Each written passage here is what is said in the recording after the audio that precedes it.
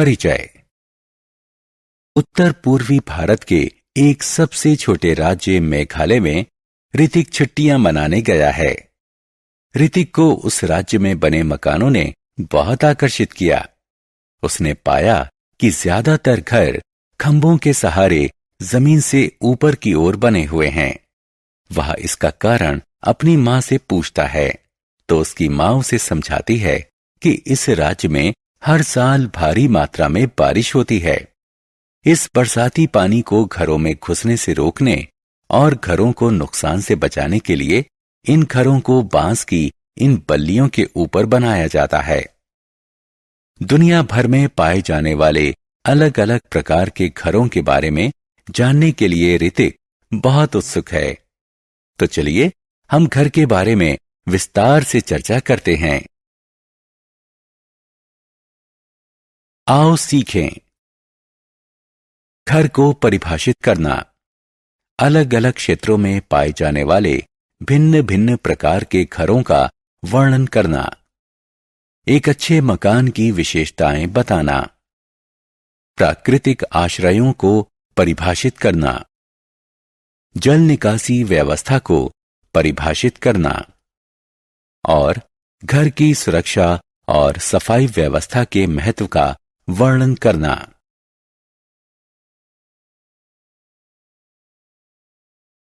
मकान। मकान किसे कहते हैं? मकान एक इमारत या स्थान होता है जहां लोग अपने परिवार के साथ रहते हैं। हिमाच्छादित क्षेत्रों में घर। अलग अलग स्थानों के घरों में अलग अलग अंतर होते हैं। जिन क्षेत्रों में भारी मात्रा में हिमपात होता है उन क्षेत्रों में घरों की छत ढलानदार होती है। ढलानदार छतें बर्फ को छत पर जमा होने से रोकती हैं। ग्रीनलैंड, अंटार्कटिका आदि जैसे क्षेत्र जो साल भर बर्फ से ढके रहते हैं, यहां लोग विशेष प्रकार के घरों में रहते हैं जो इग्लू के नाम से जाने जाते हैं। इग्लू अर्धगोलाकार होते हैं और जो बर्फ के टुकड़ों से बने होते हैं। पहाड़ी क्षेत्रों में घर।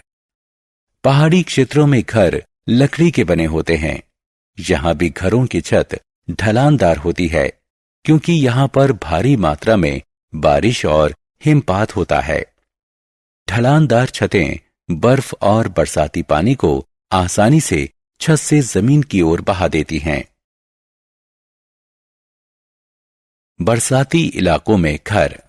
इन क्षेत्रों में अत्यधिक मात्रा में वर्षा होती है, इसलिए घर जमीन की सतह से कुछ ऊंचाई पर बनाए जाते हैं। इन घरों को बांस के बने हुए खंभों का सहारा दिया जाता है जिन्हें स्टिल्ट कहते हैं। इसलिए इन घरों को स्टिल्ट हाउसेस कहते हैं। स्टिल्ट घर लोगों को बाढ़ के पानी से बचाते हैं, जो इस प्रकार के क्षेत्रों की प्रमुख विशेषता है। ग्रामीण घर। गांवों में घर गीली मिट्टी, चूना, सूखी घास और झाड़ियों से बनाए जाते हैं जिन्हें झोपड़ी कहा जाता है। शहरों और कस्बों में घर। कस्बों और शहरों में घर ईंट और सीमेंट से बनाए जाते हैं। यह एक मंजिला या बहुमंजिला होते हैं। इन बहुमंजिला इमारतों में अलग अलग प्रकार के परिवार रहते हैं।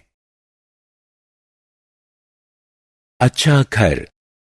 घर छोटा अथवा बड़ा हो सकता है।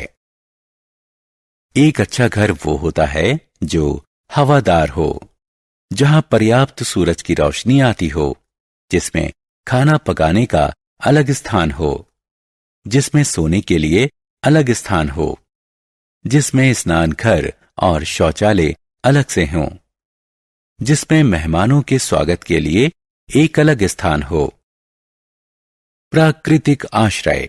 आदि मानव घर नहीं बनाते थे।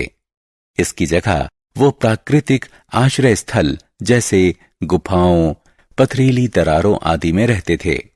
यह आदि मानव को खराब मौसम की स्थिति, जंगली जानवरों आदि से सुरक्षा प्रदान करते थे।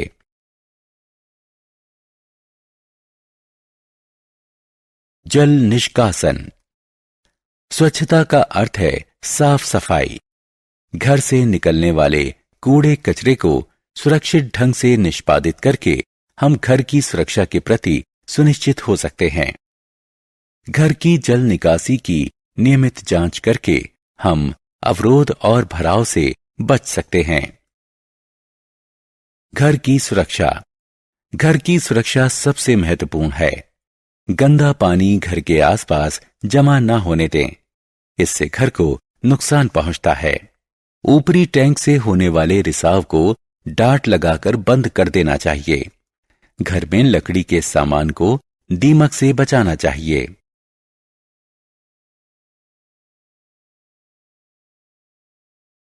हमने क्या चर्चा की?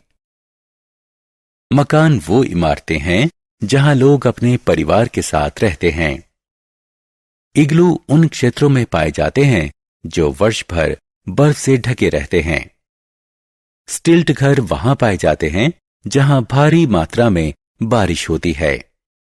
गांव में घर गीली मिट्टी, चूना, सूखी घास और झाड़ियों से बनाए जाते हैं, जिन्हें झोपड़ी कहते हैं।